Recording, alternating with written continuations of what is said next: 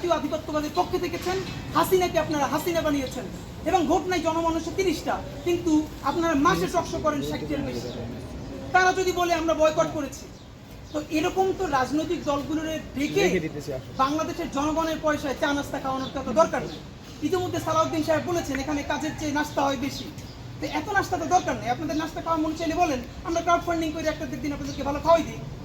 যদি আপনাদের রাজনৈতিক দলগুলোর সমস্যা, তা আমরা ভালো খাই না অনেকদিন, হাসিনা আমাদেরকে খাইতে দেয় না, ওকে একদিন আপনাদের শাহবাগে আয়োজন করি, কত নাস্তা খাইতে পারেন খাওয়াই দিই। কিন্তু উদ্দেশ্য তো নাস্তা না।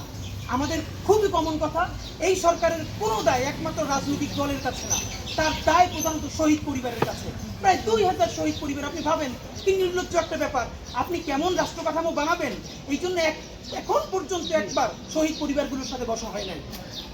আপনি এই যে জুলাই করতে পারলেন, রাজনৈতিক দলগুলো ওখানে গিয়ে বড় বড় কথা বলতে পারছে কার জন্য?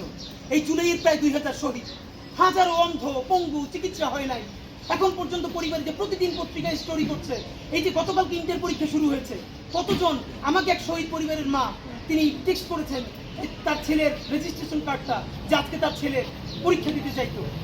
মানে এই উপদেষ্টাদের কারো কি সন্তান হারাইছে এমন যে কালকে ইন্টার পরীক্ষায় জয়েন করার কথা? এই রাষ্ট্র কাঠামোর মধ্যে এই কে হারাইছে?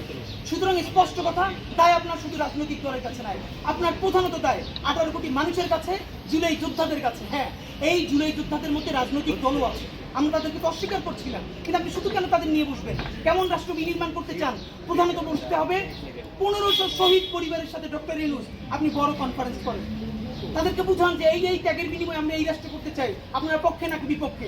প্রথম ম্যান্ডেট দিয়েছে ডক্টর ইউনূসকে, ইউনূস বানিয়েছে এই সরকার। যে কারণে বলছে 8ই আগস্ট নতুন বাংলাদেশ এরকম একটা ফালতু দিবসের অবতারণা করতে চাচ্ছে, তাও তো সুযোগ তৈরি করে দিচ্ছে এই জুলাইয়ের শহীদেরা। সুতরাং আপনাকে জুলাই সনদ বিনির্মাণে প্রথমত বসতে হবে সকল শহীদ পরিবারের সাথে, দ্বিতীয়ত বসতে হবে অগণিত চিরতরে অন্ধ হয়ে গেছে, পঙ্গু হয়ে গেছে আমার সেই সমস্ত ভাই বোনদের কাছে। এরপরে আপনি রাজনৈতিক দলের কাছেও বসেন। যদি আপনি বসে জুলাইয়ের চূড়ান্ত আকাঙ্ক্ষা মৌলিক কিছু সংস্কার করতে নাই পারেন, আপনি গণভোট দেন, আপনি বলেন এই ক্ষেত্রে আমরা চাই। জনগণ যদি আপনাকে বলে ঠিক আছে সংস্কার করেন, আপনি করবেন। জনগণই যদি আপনাকে বলে না সংস্কার লাগবে না, তাহলে আমরা সেটা চাই না। এখানেও একটা সমস্যা আছে, আপনাকে বলি, বাংলাদেশের জনগণ দুধ দেওয়া ফেরেশতা না। এই জনগণের মধ্যে আমার বাপ মা ভাই বোন সবাই আছে, আপনারা জানেন। এরপরও বলি, গত 15 বছরে কিন্তু স্থানীয় সরকার নির্বাচন হয়েছে অনেক জায়গায়, এবং সেটা মোটামুটি অনেক জায়গায় প্রতিদ্বন্দ্বিতাপূর্ণ হয়েছে, কারণ আওয়ামী লীগের প্রতিদ্বন্দ্বী ছিল। আমি নিজে সাক্ষী, বাংলাদেশের জনগণ কোরআন শরীফের উপর থেকে, জনগণ বলতে সবার কথা বলছি না, একটা শ্রেণী, এবং তারাও কোটি কোটি ভোটার, তারা আগের রাতে মেম্বারের কাছ থেকে, চেয়ারম্যানের কাছ থেকে ভোট বিক্রি করার জন্য টাকা নেয়। এক পরিবারে 5 জন ভোটার থাকলে 3 পাঁচে 15,000 বা 20,000 বা 25,000 রাত 2টার সময় ডিল করে।